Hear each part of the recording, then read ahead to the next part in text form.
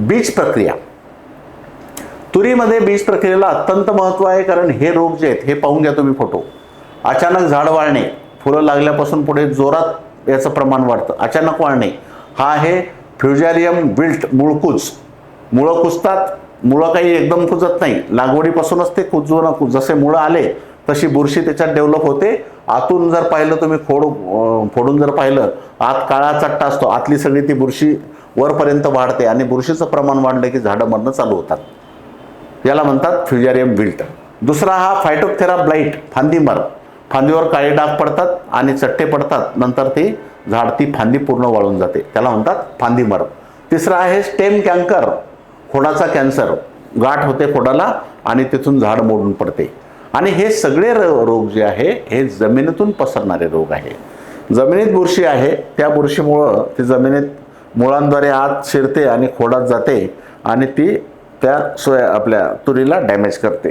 तर जमिनीतून पसरणारे जे रोग आहे, या रोगांचं नियंत्रण सगळ्यात चांगलं सर्वोत्तम नियंत्रण करण्यासाठी तुम्हाला जैविक बुरशीनाशक ट्रायकोडर्मा हा एकमेव किंवा सगळ्यात चांगला इलाज, सगळ्यात चांगला पर्याय आहे.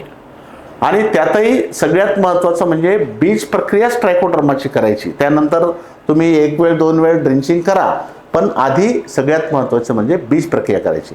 तर बीज प्रक्रियेला मी सांगितलं की आपण त्या तुरीच्या पॅकेटसोबतच ट्रायकोडर्माचं पॅकेट देत होतो. यावर्षी सगळ्या बियाण्याला देता नाही आलं, पण पुढच्या वर्षी परत सगळ्या बियाण्याला देऊ.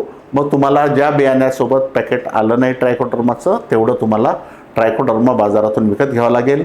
कोणतंही घेतलं चालतं, फक्त वेटेबल पावडर घेऊ नका. ते 100-150 रुपयाला पुढा घेऊ नका.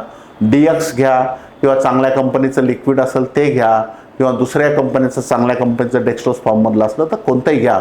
मात्र ट्रायकोडर्माची बीज प्रक्रिया केल्याशिवाय तूर लागवड करायची नाही. रासायनिक बुरशीनाशकं नाही लावलेच चालतात, त्याला काही लावायचं काम नाही रासायनिक, पण ट्रायकोडर्मा मात्र नक्की लावायचा. 10 ग्रॅम प्रति किलो, 10, 20, 25 ग्रॅमही लावला तुम्ही तरी चालतो. आपण जे ट्रायकोडर्माचं पाकिट देत होतो त्या याच्यासोबत तुरीसोबत, ते 1:10:9 होतं. म्हणजे बाजारातला जो आपला DX ट्रायकोडर्मा आहे त्याच्यापेक्षा 10 पट जास्त कॉन्सन्ट्रेशन होतं. तर हे तुम्ही 10, 20, 25, 30 ग्रॅम जरी लावला 1 किलोला तरी चालेल. बाजारातून ट्रायकोबूस्ट DX घ्या किंवा कोणतं चांगल्या गुणवत्तेचं ट्रायकोडर्मा घ्या.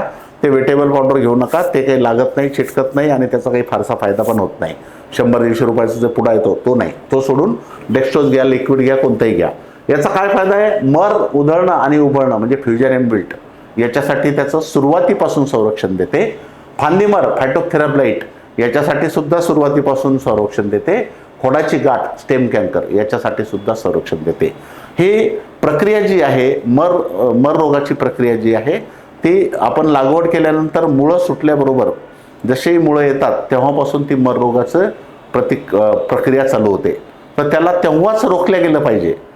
आपण झाडं वाळायला लागल्यानंतर काही जरी केलं तुम्ही तर काही फायदा होत नाही, ते झाड वळणारच. पण सुरुवातीपासून जर तुम्ही त्याला प्रतिकार केला, प्रतिबंधात्मक उपाय केले, कारण आपल्याला माहिती आहे आपल्या शेतात तूर मरतेच ना, मग बीज प्रक्रिया करा. तूर मरतेच ना, मग बेडवर तूर लावा आणि ट्रायकोडर्माचं ड्रेंचिंग करा. तर बीज प्रक्रिया हे DX जे आहे हे 100% पाण्यात विरघळून जातं. तर ते तुम्हाला डेक्स्ट्रोज फॉर्ममधलं 10 ग्रॅम प्रति किलो हे वापरायचं आहे. याचा फायदा काय होतो? समजा मर नाही आली तरी ट्रायकोडर्मा वापरलं तर नुकसान होईल का? काही नाही, त्याचा फायदा होईल. काय फायदा होईल? PSBचं सुद्धा हे काम करतं काही प्रमाणात. फॉस्फरस सोल्युबलायझिंग बॅक्टेरियाचं सुद्धा ट्रायकोडर्मा काम करते.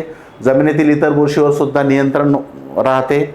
फक्त एवढ्याच बुरशी नाही, 64 प्रकारच्या बुरशाला कंट्रोल करतं, त्याच्यावर सुद्धा नियंत्रण राहतं. शक्यतो घरचं बियाणं तुरीचं लागवडीसाठी टाळावं. तर या पद्धतीनं ट्रायकोडर्माची बीज प्रक्रिया केल्याशिवाय तूर लागवड करू नका. काही खर्च लागत नाही, त्याला अत्यंत कमी खर्चाचं आहे. रासायनिक काही नाही वापरलं तरी चालेल, पण तुम्हाला हे जैविक बुरशीनाशक जे आहे त्याची बीज प्रक्रिया, कोणतंही बियाणं वापरा तुम्ही, कोणत्याही कंपनीचं घ्या, आपलं बुस्टरचंच घेतलं पाहिजे असं नाही. कुठलंही जरी घेतलं किंवा घरचं जरी लावलं तरी ट्रायकोडर्माची बीज प्रक्रिया करूनच त्याला लावा. पाण्यात पूर्णपणे विरघळतं, 10 पट जास्त प्रभावी आहे, लवकर लागू होतं आणि वापरण्यास सोपं आहे. त्यामुळं हे DX जर तुम्हाला मिळालं तर नक्की आधी याला पहिलं प्राधान्य द्या. नाही जर मिळालं तर दुसरं घेऊ शकता तुम्ही. या पद्धतीनं तुम्ही ट्रायकोडर्मा लावू शकता.